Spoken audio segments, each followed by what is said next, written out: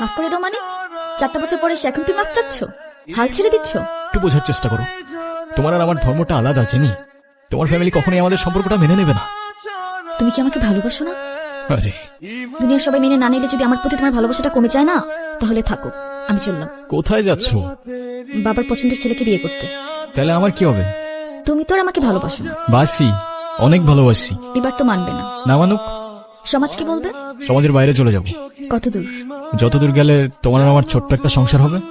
আগলে রাখতে পারবে? সারা জীবন।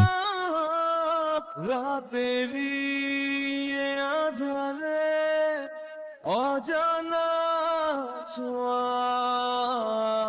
মায়াবী চোখে কি মায়া। আপনারা কারা আর বাসার ভিতরে কিভাবে ঢুকেছেন? মাখা বিনেশা ছড়ালে কি মায়ায় জড়া